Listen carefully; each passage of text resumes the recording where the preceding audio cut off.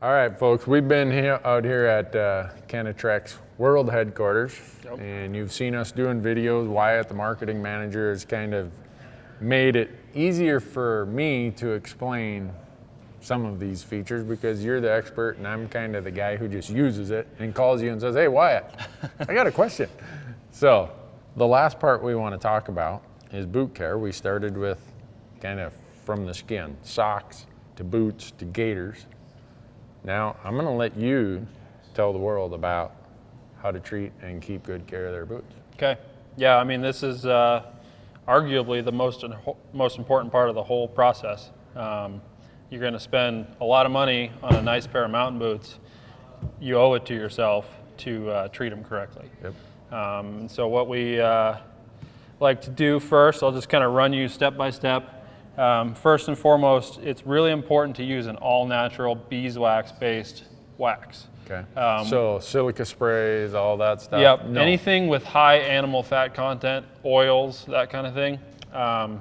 Any boot, whether it be a Kenetrek or any other brand, anything that has a laminated rubber rand or anything that's really glued on the boot, you got to be careful of the high oil content waxes.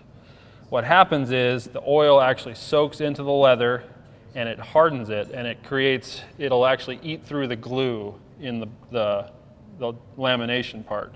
And that's what causes the randy lamination. Okay. So you guys have your own suggested We do. boot wax. It's a beeswax base, all natural. It both prevents that delamination, and then it also conditions the leather nicely. Does a good job at that.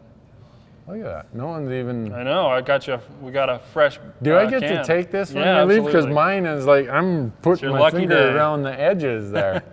It's your All lucky right. day. I'm going to get out of your way and just listen because I might screw it up. And I'm here to learn.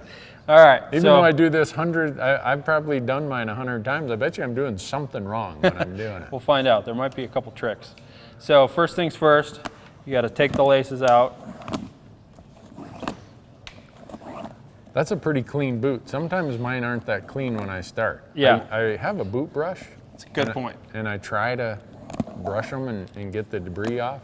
Yep. All you really need to do is a little bit of soapy water and a brush. You just brush the big parts off. It's okay to have a little bit of dust on them, a little bit of, dried on. You just don't want chunks, right. basically. You don't want to have want a as big clean gob a surface of as mud or possible. something. Yep. Okay.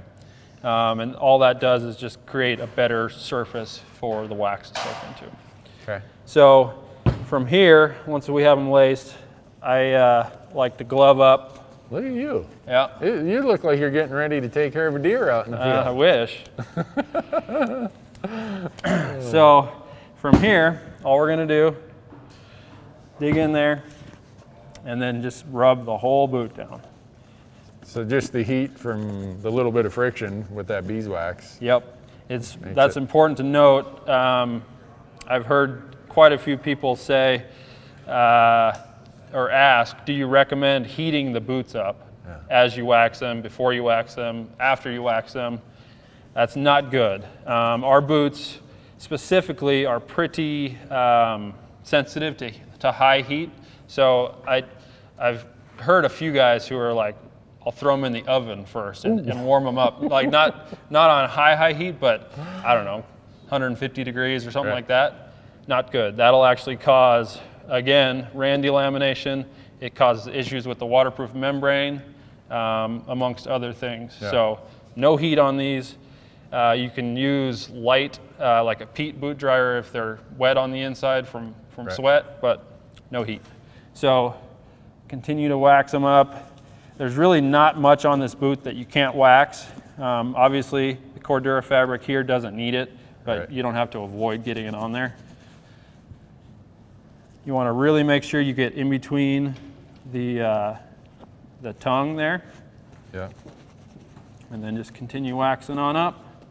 Get in the lacing hooks. Get in there.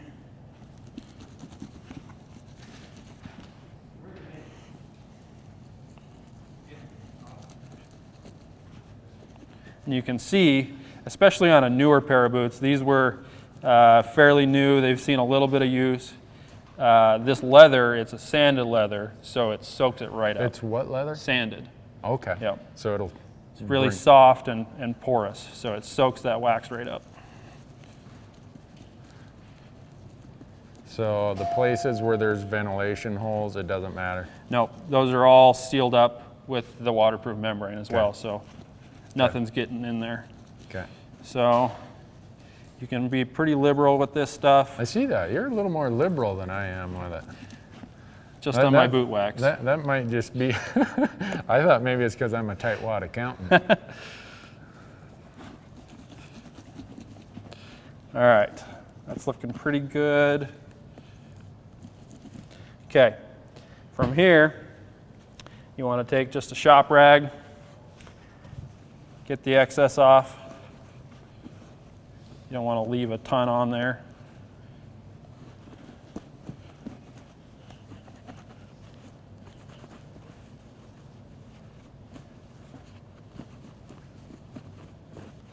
All right, that's looking pretty good. If I didn't know better, I'd say you've done this a time or two. Just a couple times, just on my own boots.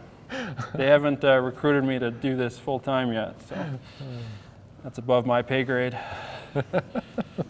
A boot waxer. Yep.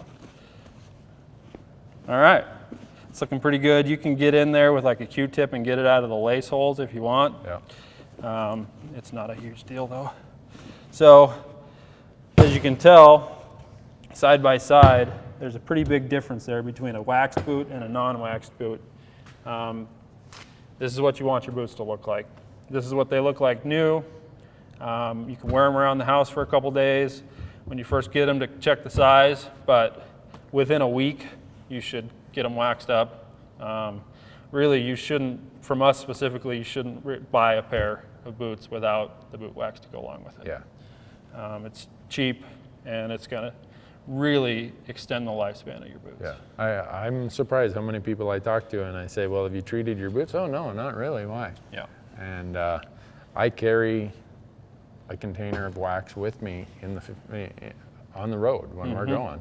And I know the camera crew is like, man, this guy takes his boot care seriously, because every 4 or 5 nights I'll be sitting there re-waxing my boots. Yeah, and it depends on where you're at. We always kind of tell people that you wax them as needed. There's no like set schedule, 6 weeks or whatever.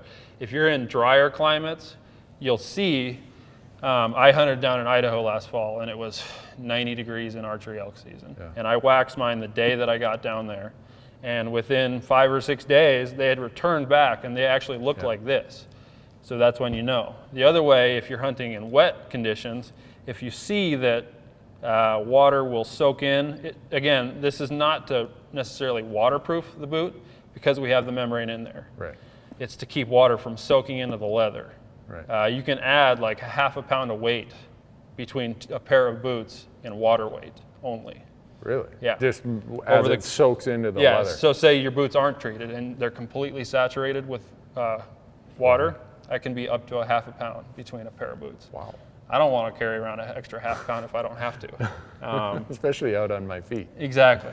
So that keeps the water from soaking in. If you notice, you've seen with like waterproof jackets, when you first get them, the water beads right off, but over time it'll start to soak in a little bit. Yep. Same thing with the boots. If it soaks in, you know that you need to treat them. Got it. Yep. Well, there you have it, folks. Get a good quality boot wax, high quality boot, take care of them. Yep. Should last you a good long time. It should last 10 years like Randy's. Yeah. Those have had a lot of treatments over the years. Yep. But take care of your boots, they'll take care of you, I guess. That's right. Is what we're saying, right? Yep, exactly. Great. Thanks, Wyatt. Thanks for watching, folks. Thanks.